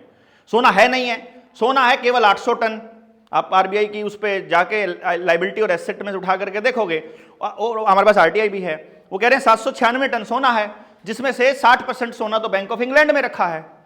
और संसद के अंदर जवाब देते हुए अरुण जेटली जिस टाइम वित्त मंत्री थे, एक सवाल के जवाब में उन्होंने कहा था कि अगस्त 2014 में, मई में सरकार बनी थी, अगस्त या सितंबर, अगस्त में शायद 200 टन सोना इंग्लैंड भेजा था भारत सरकार ने।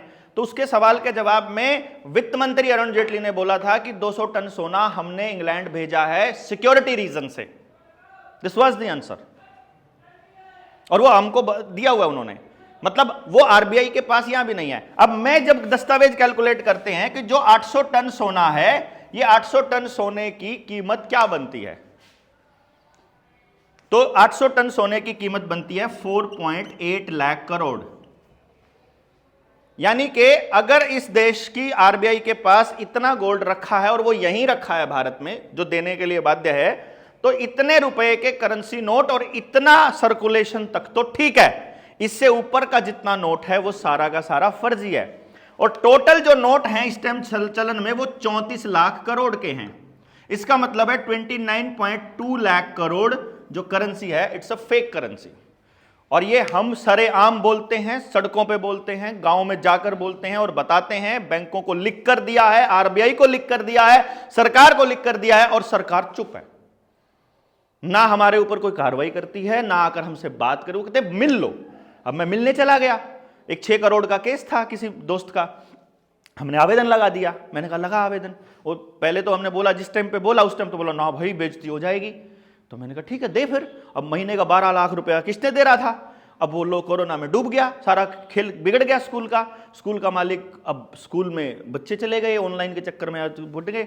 अब आधे बच्चे रह गए, सैलरी भी नहीं दे पा रहा है, और इंस्टॉलमेंट भी नहीं दे पा रहा है। 7-8 महीने में बिल्कुल ऐसा हो गया कि जिनसे ले सकता था ले लिया, अब देने को कुछ नहीं बचा।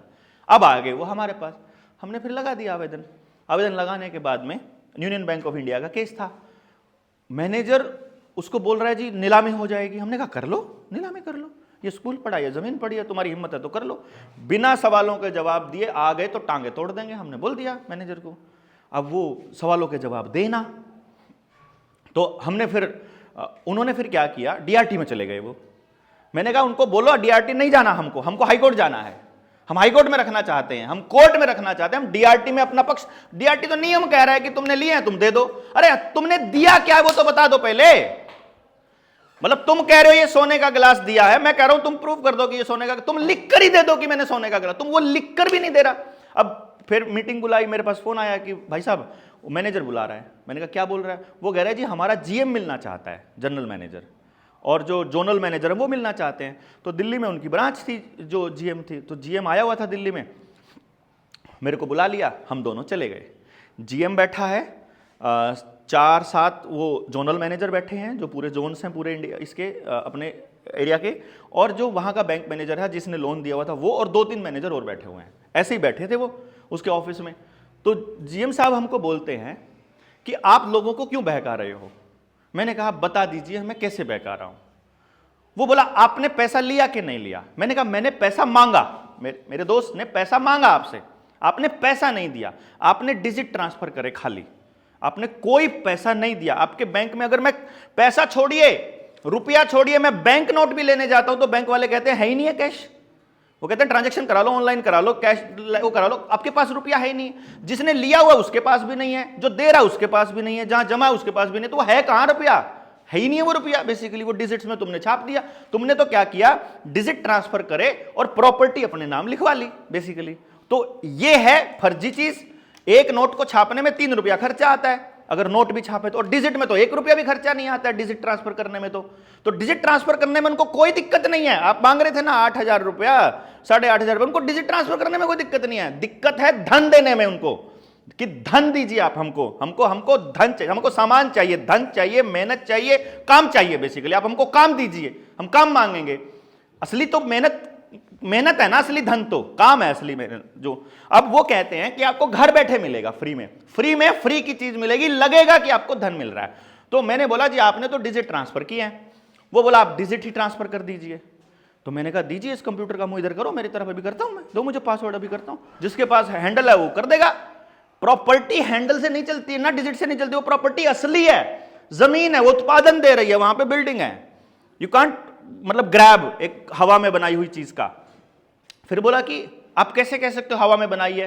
तो मैं बना रहा हूं, आपके पास जितना रुपया है नहीं आपने उतना बांट रखा है।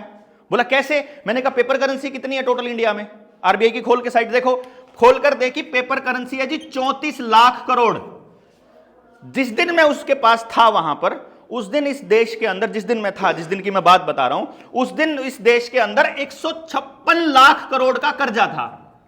यानी बैंकों के पास पूरे भारत में जितना रुपया है वो 34 लाख करोड़ है सिर्फ। 34 लाख करोड़, यानी सारे लोग अपनी सारा पैसा जमा करा के बैंक में जमा करा देते हैं तो 34 लाख करोड़ से ऊपर नहीं जाएगा। तो वो बाकी कहां से आया है। यानी मैंने आपको 100 रुपया दे दिया, 1 साल के लिए दे दिया, और मैंने कहा 10% ब्याज लूंगा।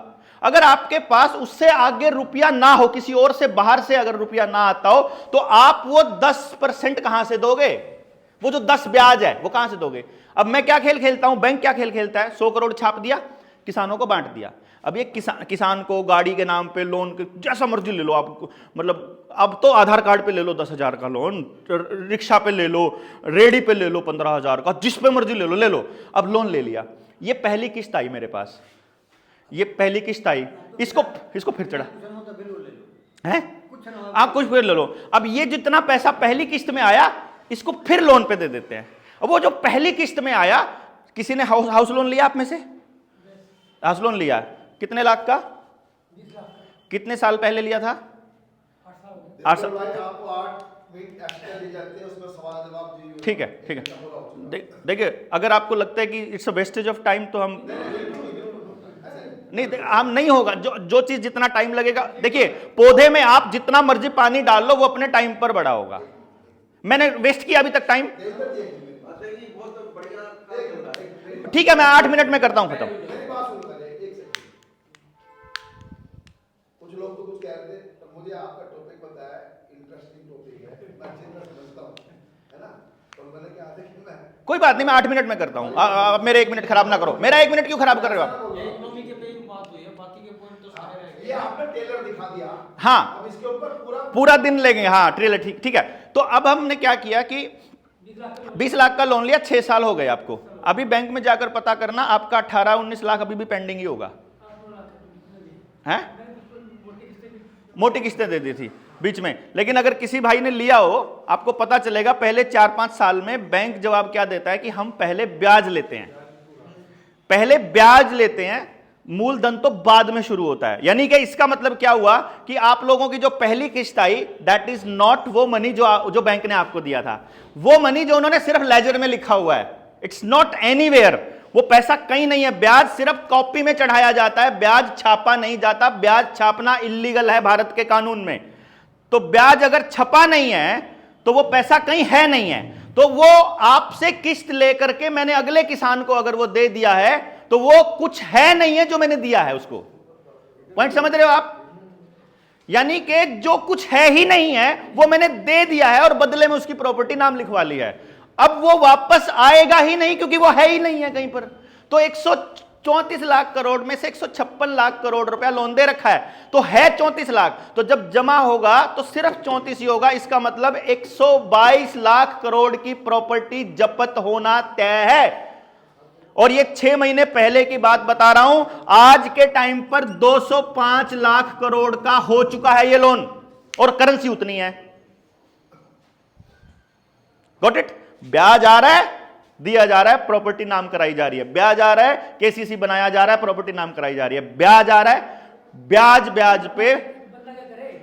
अभी बताऊंगा, देखिए अभी बताऊंगा आपको। लोन नहीं चाहिए आपको, नहीं चाहिए।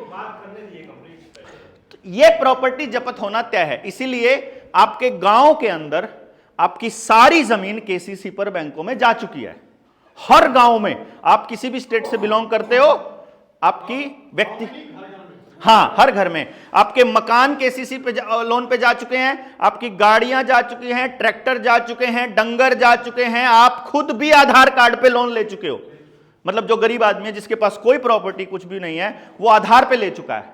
मतलब एवरीबडी इज अंडर डेप्ट। और अब आ रहा है, पहले था सिबिल स्कोर, उसको बनाया इन्होंने क्रेडिट स्कोर, और अब आ रहा है सोशल क्रेडिट स्कोर। और पहले इसका नाम था रुपया, अब इसका नाम बदल रहे हैं ई रुपया। ई रुपया नाम होते ही डिजिटल करेंसी पूरी तरह से, सीबीडीसी पूरी तरह से आते ही, सेंट्रल बैंक डिजिटल करेंसी आते ही करेंसी का नाम हो जाएगा ई रुपया। और ई रुपया के बदले में अपना स्टैंडर्ड नहीं मांग सकते आप। यानी कि जैसे ही ये मोहर 10 से 15 की हुई, अब ये 0 की हो जाएगी। यानी आपके पुरखों ने जितनी मेहनत करके जो प्रॉपर्टी आज तक बनाई है, वो जैसे ही सीबीडीसी आएगी, इसकी वैल्यू 0। अभी पूरी तरह से लागू नहीं है। अभी कैश थोड़ा हमारे हाथों में है, अभी गोल्ड हमारे हाथों में है, अभी हमारे घरों में गोल्ड पड़ा हुआ है। आने वाले टाइम में जिस तरह से एग्जीक्यूटिव ऑर्डर 1934 आया था अमेरिका के अंदर कि आप इतने ग्राम से ऊपर गोल्ड नहीं रख सकते, वो कानून इंडिया में आ चुका है कि आप इतने ग्राम से ज्यादा, इतने तोले से फालतू नहीं रख सकते हो, वो आ चुका है। और अभी आने वाले वक्त में और कम होगी इसकी वैल्यू, कि इतना गोल्ड ना किसी मंदिर के पास होगा, ना किसी घर में होगा, ना कुछ होगा। वो गोल्ड खत्म होकर, धातु कोई नहीं छोड़ी है आपके घर में, लोहा भी नहीं छोड़ा है। वो मूर्ति जो बनाने के नाम पर आपके घर का लोहा भी ले गए। वो किसान के पास लोहा नहीं है, फाइबर बचा हुआ है सारा का सारा जो भी यूज करता है, या फिर वो डेक चून वाले है। सारे इंजन खत्म, सारे लोहे के आइटम खत्म। जो लोहे की आइटम है वो पुरानी गाड़ियां हैं। लोगों को पता है कि अपनी रक्षा करने के लिए जब ये राक्षस जब घरों पे अटैक करेंगे तो लोग इस लोहे को पिघलाकर हथियार बना सकते हैं, इसलिए उन लोहे की गाड़ियों को कबाड़ बना रहे हैं ये। मतलब जो जिसको हम आने वाले टाइम में यूज कर सके, ऐसा कुछ नहीं बचा है। रीयूजेबल सारी आइटम्स हमको दी जा रही हैं जो कंपनी पे वेस्ट होंगी बेसिकली। तो यानी कि हमारा टोटल डिपेंडेंसी धीरे धीरे धीरे वो लेकर के जा रहे हैं। अब हमारी लड़ाई ये थी, हमने बेसिकली क्या है, 1000 लोगों ने आवेदन दिया, लगभग 1000 प्लस हो चुके हैं। किसी भी आवेदन का बैंक ने जवाब नहीं दिया। फिर हमने आरटीआई लगाई कि हमारा जवाब दे दो, उस आरटीआई का भी जवाब नहीं आया। जो हमने सवाल पूछे उसका कोई जवाब नहीं आया। वो जवाब क्या देते हैं, सिर्फ इतना जवाब लिखते हैं, तुमने पैसे लिए थे, तुमने एग्रीमेंट किया था, हमको पैसे वापस चाहिए, बस इतना लिखते हैं वो। हमने कहा क्वेश्चन का 1 to 1 जवाब दीजिए। ये लीगल मनी है कि इलीगल है? लीगल है तो कैसे? अब वो जो बैंक मैनेजर वाली बात बता के खत्म करता हूं भाई साहब, फिर उसके बाद डन करते हैं फिर आपके सवाल। मैंने बैंक मैनेजर ने जब ये डिजिट वाली बात कही, अगला स्टेप बैंक मैनेजर ने बोला ये बात तो वाही आता है। मैंने कहा फिर आप नकली नोट बोल रहे हो? मैंने कहा हाँ बोल रहा हूँ नकली नोट। बोलते हैं कि कैसे? मैंने कहा ये जो नोट लिखा हुआ है इसकी किसकी गारंटी है? बोला सेंट्रल गवर्नमेंट की। सेंट्रल गवर्नमेंट क्या है इंडिया में? कानून जानने वाले लोग, अगर कोई ये बैठे हुए हैं, कानून जानने वाले लोगों को मालूम है। बहुत बड़ा वकील है यहाँ का। बस फिर बस हाँ, लॉ करी है। तो मैं आपको बता दूं, भारत सरकार के 3 नाम हैं। पासपोर्ट के ऊपर लिखा जाता है रिपब्लिक ऑफ इंडिया, कोर्ट में जब आप जाते हो तो लिखा जाता है यूनियन ऑफ इंडिया, और दस्तावेजों में जब ऑर्डर आते हैं तो लिखा जाता है गवर्नमेंट ऑफ इंडिया। इसके अलावा भारत सरकार का कोई नाम लीगली नहीं है, ना संविधान में है, ना कहीं किसी कानून की किताब में है। तो सेंट्रल गवर्नमेंट क्या है, जब आरबीआई एक्ट के अंडर 1934 में आरबीआई बना था, उस टाइम पे भारत में अंग्रेजों की सरकार थी और पार्लियामेंट ऑफ इंग्लैंड को ही सेंट्रल गवर्नमेंट बोला जाता था। इसी की गारंटी का ये नोट है, पहला स्टेप। दूसरा स्टेप, इस नोट पर गारंटी सेंट्रल गवर्नमेंट की है। दूसरा, ये रिजर्व बैंक का है और रिजर्व बैंक भारत का नहीं है, सरकारी नहीं है, ये ऑलरेडी मद्रास हाईकोर्ट ने बोल चुका है। तीसरा सबूत, इसके ऊपर जो लिखा हुआ एफिडेविट है गवर्नर का, वो आपने चेंज किया है, जो कि इलीगल है, इलीगल मनी है इसका मतलब। अगर आपने इलीगल ये चेंज किया हुआ है और ये हमको आरबीआई ने लिख कर दिया हुआ है, सर्टिफाइड कॉपी, आज तक किसी के पास वो नहीं है, इसका मतलब ये इलीगल मनी है। अगर आपने उसको चेंज कर दिया तो वो इलीगल हो गया, इलीगल हो गया तो ये मनी इलीगल हो गया, ये मनी इलीगल है। और मैंने ऐसे करके 3-4 और मैंने सबूत उनको दे दिए। मैंने कहा नहीं है तो बताओ। फिर मैंने कहा चौथा सबूत, अगर इसके पीछे गोल्ड नहीं है, अगर मुझे इसके बदले सोना नहीं मिल सकता, जो कि हमारा स्टैंडर्ड है, तो भी ये इलीगल है। उसका अगला जवाब था, डॉक्टर साहब आपको शायद पता नहीं है, भारत सरकार ने गोल्ड स्टैंडर्ड खत्म कर दिया। मैंने कहा पहली बात, कोई सरकार मानक खत्म नहीं कर सकती, स्टैंडर्ड को खत्म नहीं किया जाता डॉक्टर साहब। चाहे कितना ही मतलब आज जो हमारा इंसान होने का जो स्टैंडर्ड है, जो मेरा लड़का होने का स्टैंडर्ड है और जो लड़की होने का स्टैंडर्ड है, कोई चुनी हुई सरकार दुनिया का कितना ही ताकतवर तानाशाह स्टैंडर्ड नहीं बदल सकता। लड़के का लड़की नहीं थोड़ी हो जाएगा, कल से रात 12 बजे से ये जो खड़ा है यहां पे देवेंद्र, ये कल से लड़की बोला जाएगा, ऐसे थोड़ी हो जाएगा। स्टैंडर्ड है ये, तो स्टैंडर्ड नहीं बदल सकते साहब। तो फिर उसके बाद बोले भाई साहब बदला जा चुका है। मैं कहा पहली बात तो बदल नहीं सकते, और दूसरी बात, अगर बदल दिया है उसका मतलब बताइए क्या है। मैंने मैनेजर से यही पूछा जी, जोनल मैनेजर, मैं कहा जी रिक्वेस्ट है हाथ जोड़कर, अगर आपने गोल्ड स्टैंडर्ड खत्म कर दिया है तो इसका मतलब बता सकते हैं? बोले इसका मतलब यह है कि सरकार अब नोट छाप सकती है बिना गोल्ड रखे। इसका यह भी मतलब है कि सरकार जितने मर्जी नोट छाप सकती है बिना नोट बदले? बोला हां। मैं कितने भी छाप सकती है? बोला हां। मैंने कहा फिर एक काम करो ना, जो हमसे लेने वो भी छाप लो। जब आप जितने मर्जी छाप सकते हो बिना किसी चीज को रखे और बिना किसी स्टैंडर्ड के, तो जो हमसे लेना है वो भी छाप लो यार, बात खत्म करो। क्यों चटमटा? हाँ वही तो कह रहा हूं, अब छाप लो। आपके पास पेपर चाहिए आपको, हमको हम दे देंगे खरीद खरीद के, पेपर चाहिए ना। अब हमने जब इस बात को दिया तो गांव वालों को जब हम समझाते हैं कि आपकी पूंजी को खत्म, ये जो नोट अनलिमिटेड नोट छापकर आपकी पूंजी कैसे खत्म की जाती है, सिर्फ 1 सेकंड, 60 मिनट्स। टमाटर के व्यापारी ने टमाटर बोया, 60 सेकंड, हाँ।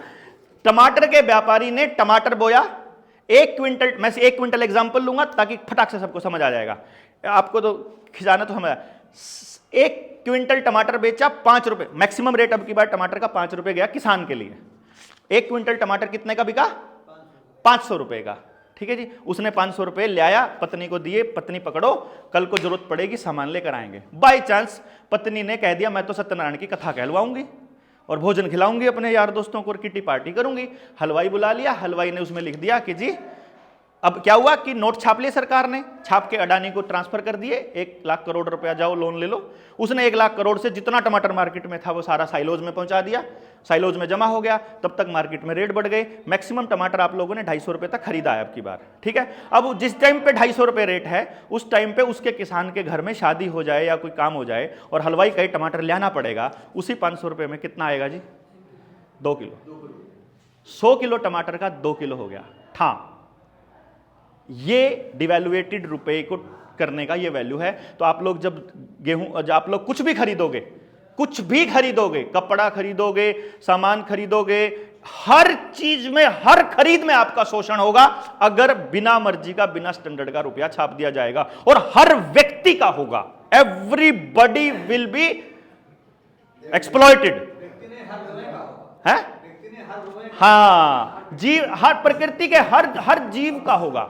तो दिस इज ऑल इससे आपको अगर समझ में आया, हमने प्रैक्टिकल किया है, सरकार हार चुकी है। हम अगले महीने में या इस महीने का एंड में, तो मैं वहां हूं कलकत्ता, अगले महीने की 15 तारीख से पहले पहले हम लोग लगभग 10 से 15 हाई कोर्ट में ये सरफेसी एक्ट और इस पेपर करेंसी कॉइनेज एक्ट 2011 को चैलेंज कर रहे हैं कि इलीगल है।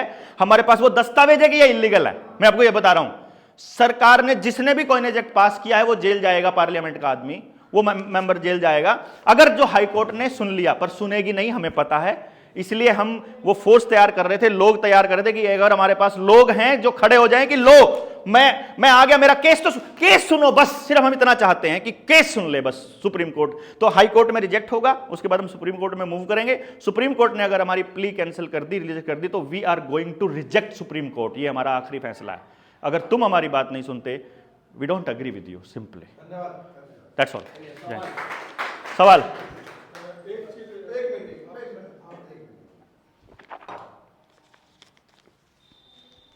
आपने,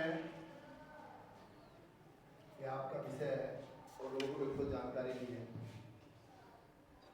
जैसे कि मैं जानता हूँ कि आप इस विषय के बहुत अच्छे भविष्य रख सकते हैं और रखा भी आपने, पर हमारे पास समय की मर्यादा है, उसके लिए मैं माफी चाहता हूं। कोई दिक्कत नहीं। पर ये टेलर था। हाँ, इन मुद्दों पे, ये मुद्दे अभी रहते हैं। 3-4 दिन की बात बड़ी गंभीर चलती है, 400-500 लोग उसमें बैठते हैं और बड़ी मेहनत कर रहे हैं। तो मैं अब चाहूंगा कि मधुसूदन जी और विक्रांत जी इस विषय में कुछ नहीं, सवाल औरों के भी। आप मेरी बात को सुने, वो मेरा काम मेरे को अच्छा जाएगा, नो नीड टू बीच में, ये तो आगे चलाओ, जो मुझे लगता है जिसकी क्या उपयोग है मुझे अपने लग से पूछ लेते। मधुसूदन जी और विक्रांत जी दोनों को 5-5 मिनट दे रहा हूँ। इस विषय में कुछ कहना है, कुछ बात करनी है, पूछना है, मेरी तो समझ में नहीं, मुझे बहुत ज़्यादा समझ में नहीं आया। तो मैं तो बल्कि बैठक जिस उद्देश्य को लेकर रखी गई उसमें तो ऐसा लगता है कि ये विषय था ही नहीं और ये अचानक से आ गया। ठीक है, तो कोई बात नहीं, मतलब मैं इस बात में ठीक है। हाँ जी, क्या कुछ कहना है? मैं एक बात कहना चाहता हूँ देवेंद्र जी, इन्हें दे दो माइक, दे दो, ये लगा दो। ये देखिए, ये माइक है ये। हाँ, लगा दो बस, ऐसे लगा दो। हेलो हेलो, लगा देंगे बस। हाँ, लगा है बस, आप लगा दीजिए। मेरा ये कहना है देवेंद्र जी कि असहमति का एक स्पेस होता है, तो मैं जिस तरह से अपनी असहमति प्रकट करूंगा उससे आप बुरा ना मानना। ना, नहीं, आप रखिए ना। देखिए, एक फेक इल्यूजन्स बनाए जाते हैं, कभी कभी हम उसका शिकार होते हैं। मेरी उम्र 47 है, मैं एक वकील भी हूँ। मैं अपने बहुत सारे परिचय समाज को बताता नहीं हूँ, इन्होंने कह दिया वकील हूँ तो मैंने कहा चलो बता देता हूँ, और हम उसका शिकार होते हैं, बहुत मासूमियत के साथ शिकार हो जाते हैं। हम अक्सर कुछ ऐसे सवालों के साथ निरंतर समाज के सामने संवाद करते रहते हैं, सरकार के साथ करते हैं, आरटीआई, हाई कोर्ट की पिटीशन, फलाना ढिकराना ट्रिब्यूनल, एनजीटी वगैरह वगैरह वगैरह वगैरह। जिस तरीके से आपने चीज़ों को प्रस्तुत किया, मेरे को ये लगता है कि आपके खुद के कंसेप्ट्स क्लियर नहीं हैं। आपके मन में कुछ सवाल हैं जिसको लेकर के आपने कहानी का निर्माण कर दिया, और उस कहानी के निर्माण में आपने बहुत सारी चीज़ें डाल दी हैं, मिर्च मसाले नमक की तरह, सुनने में अच्छी लगती हैं, ठीक है ना। ऐसी बहुत सारी बातें हैं जो सुनने में बहुत खूबसूरत लगती हैं, लेकिन चूंकि हम उसके जानकार नहीं होते तो हमारे पास कोई विकल्प ही नहीं होता, या तो हाँ हाँ करते रहे और सवाल हमारे पास कोई होता नहीं। अब पूछ लेना, पूछ। जैसे आपने कई सारी चीज़ों पे सवाल खड़ा कर दिया। गवर्नमेंट, ये सही है कि एक वक्त तक हमारे पास जो सोना था उसके आधार पर हम करेंसी जारी किया करते थे, और आज से कुछ दशक पहले हमने वो मापदंड खत्म करके सरकार फिर नोट निकालने लगी। अब नोट को भी छोड़ करके ये ई करेंसी पर आ गई, ये सत्य है, ठीक है। लेकिन आपने अपनी पूरी स्टोरी में ये जो एक टेक्निकल पॉइंट क्रिएट किया है कि हम बहुत सारी एप्लीकेशन देते हैं वो जवाब नहीं देते, बहुत सारी एप्लीकेशन देते हैं वो जवाब नहीं देते। ऐसे सवालों के जवाब हो नहीं सकते जो हाइपोथेटिकल सवाल होते हैं, या जो विचित्र होते हैं, या जिनकी सिर और पैर पूंछ नहीं होती है। जब आपने सरकार से 27 लाख रुपए लिए, तब आप ये सवाल नहीं करते हैं, तब आप ये आरटीआई नहीं लगाते हैं। पहले समझना इस पूरी कहानी को, नहीं, आप बोलिए। ठीक है। खुल के रखिए बात। जब आप सरकार से या किसी बैंक से या किसी भी ऑर्गेनाइजेशन से जब आपको पैसा लेना होता है, तब आप ना तो कोई आरटीआई लगाते हो, ना आप हाई कोर्ट जाते हो, ठीक है। आप उस वक्त हाई कोर्ट जाओ कि भाई मेरे को जो पैसा मिल रहा है कौन सा मिल रहा है। लेकिन जब आप पैसा ले लेते हो और पैसा लौटाने की हमारी अब स्थिति नहीं है, तब हमारी ये आरटीआईयाँ, तब हमारी रिट उत्पन्न होती हैं, पैदा हो जाती हैं, ठीक है। मैं अभी इसमें ये नहीं कहना चाहता हूं कि हमारी मंशा क्या है या इसके पीछे हम क्या कहाँ जा रहे हैं। तो ऐसे बहुत सारे लोग हैं, जैसे मैंने अभी अपनी ज़मीन का टुकड़ा बेचा, जब वो आदमी खरीदने को था तो मेरे पैर पकड़ रहा था, और जब मैंने उससे पैसे मांगे तो वो कह रहा है जी मेरे पीछे से पैसे आने हैं, और जब मेरे पीछे से पैसे नहीं आए तो मैं तुम्हें कैसे दे दूँ, ठीक है। अब सवाल यह है कि मैं उससे ये कहता हूँ कि भाई जब तू मेरे पास आया था तो तुझे ज़रूरत थी, अब तू ये दलील दे रहा है 3 महीने के बाद कि मुझे पीछे से पैसे नहीं मिले। अबे वो तुझे उस वक्त सोचना चाहिए था ना। अब जैसे आपने ये एक बताया कि ट्रिब्यूनल बना दिया गया, डीआरटी या एनजीटी, बहुत खूबसूरत चीज़ें बनी, ठीक है। मैं एनजीटी में मैंने 24-25 मुकदमे फाइल किए। पहले हमारी पिटीशंस हाई कोर्ट और सुप्रीम कोर्ट, जो आपने यहाँ सदन के सामने रखी है प्रॉब्लम, हाई कोर्ट और सुप्रीम कोर्ट के जजेस की एक लिमिटेशन होती है। इकोनॉमिक एक्टिविटी देश में बढ़ रही है, बहुत सारी और गतिविधियां बढ़ रही हैं, लोगों के अंदर अवेयरनेस लेवल बढ़ रही है। हो सकता है आने वाले समय में कुत्ते के ऊपर भी एक कुत्ता काट लेता है और कुत्ता सोसाइटियों में भौंकते हैं और कुत्ते को लेकर के राइट होते हैं, इसको लेकर के भी ट्रिब्यूनल बन जाए। क्योंकि जैसे जैसे हमारी अवेयरनेस, जैसे जैसे हमारे राइट्स बढ़ेंगे, वैसे वैसे सरकार को उसके समाधान के लिए व्यवस्थाएं क्रिएट करनी पड़ेंगी। तो नेशनल ग्रीन ट्रिब्यूनल का 2013 में निर्माण हुआ था, क्योंकि एनवायरमेंट क्राइसिस, एनवायरमेंट अवेयरनेस आई, सुप्रीम कोर्ट के पास लोग पहुंचने लगे। सुप्रीम कोर्ट ने कहा कि हमारे पास पहले से ही पेंडेंसी बहुत ज़्यादा है, तो सरकार एक ट्रिब्यूनल बना दे। ऐसी डीआरटी, अब देश के अंदर जब इकोनॉमी आपने खोल दी, जो journal agreement trade and transport हुआ, आपने इकोनॉमी को खोल दिया, यहाँ लोग पैसा ले रहे हैं, लोन ले रहे हैं, कर्जा ले रहे हैं, बहुत सारी बातें हैं।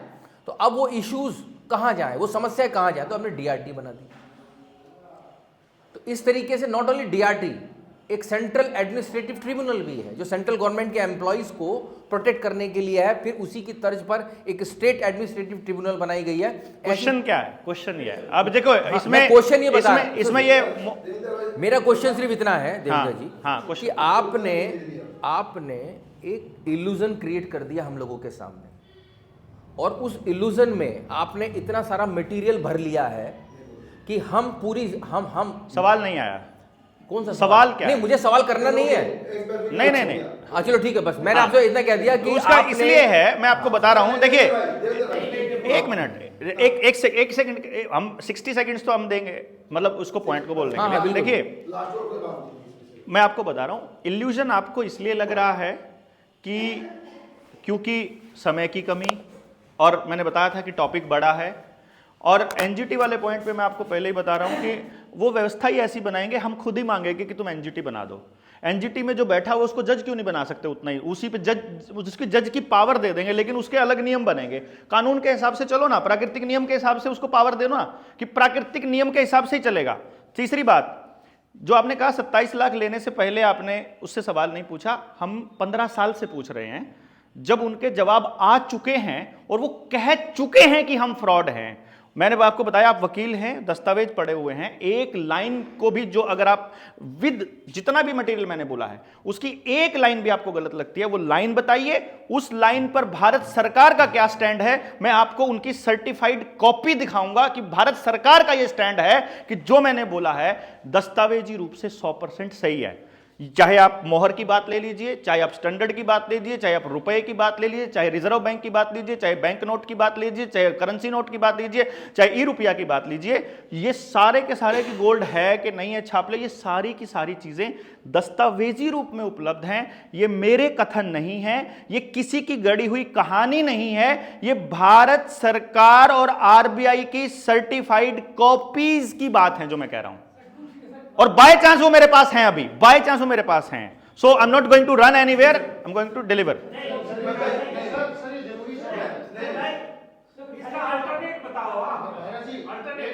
अल्टरनेट भी देंगे आपको, अल्टरनेट भी सब कुछ एक ही टाइम में चाहिए है, इतने में इतना ही मिलेगा। हाँ नहीं मामला में तानाशाह नहीं देखो देखो देखिए देखिए मेरी बात सुनो पहले मैं क्या कह रहा हूँ। एक मिनट अब जिनको लगता है देवेंद्र भाई ने अपने केलर रख दिया है ना, एक मिनट रुको भाई ना, कुछ नहीं सवाल तो बोलते रहे। नहीं अरे पहले सुन तो लो, अरे सचिन सुन तो लो पहले एक बारी क्या कह रहे हैं, मैं वापस हट सकता हूँ, मुझे कुछ नहीं पहले सुन तो लो उनकी बात यार। ऐसा दोनों हाँ ये अव्यवस्था के साथ मैं नहीं हो सकता। हाँ देवेंद्र भाई ने एक अपना, और मैं मानता हूँ कि इसलिए मैंने समय ज्यादा दिया रविंद्र, कि उन्होंने पूरी ईमानदारी से पूरी मेहनत करी उसके पीछे, ऐसे हवा में बात नहीं कर रहे, उन्होंने अपना एक टेलर रख दिया, रख दे बस आगे रख दे। एक बात रख दी है ना। अब जिसको इंटरेस्ट है, आज ही कोई क्रांति नहीं हो रही, आज ही कोई परिवर्तन नहीं हो रहा, जिसको इंटरेस्ट है अगली बार 3-4 दिन का सेशन यहाँ भी रख सकते हो, कहीं और भी जा सकते हो। 28, 29, 30 को पिंजौर में वही है। हम कह रहे हैं। हाँ विस्तार से एक विषय में बात कीजिए, समझिए, है ना। और ये तो अनंत है, जितनी समझ, मैं बहुत दिन से हूँ पर मैं आज तक नहीं समझ पाया, मैं इससे बात भी नहीं करता उस विषय में किसी से भी। तो क्योंकि गंभीर विषय है, गहरा विषय है, उनकी मेहनत है, मुझे मालूम है कैसे कैसे कई लोग लग के मेहनत की, उस सबको जानता हूँ मैं, है ना। तो ये विषय बड़ा गंभीर है, उन्होंने अपनी बात रख दी। आज के पूरे जो चल रही दुनिया का षड्यंत्र है ना, उसमें एक ये कहानी है, पर और बहुत सी बातें हैं, और भी मित्र आए हैं, खाली देवेंद्र की बात सुनने नहीं आए या ना देवेंद्र की मीटिंग रखी थी यार, तो दूसरों मित्रों की बात भी अब होनी चाहिए, और हमारे पास समय बहुत कम रह गया, मैं ऐसा मानता हूँ। इसलिए मैं माफ़ी के साथ किसी को भी समय ना देता हुआ इस बात को यहाँ पर ना एक सेकंड भी नहीं, ना बनी तो ना बनी तो दोबारा होगा। नहीं अभी किसी को तो देंगे, अभी करेंगे सेशन शुरू। अब अलग चलेगी ना बात।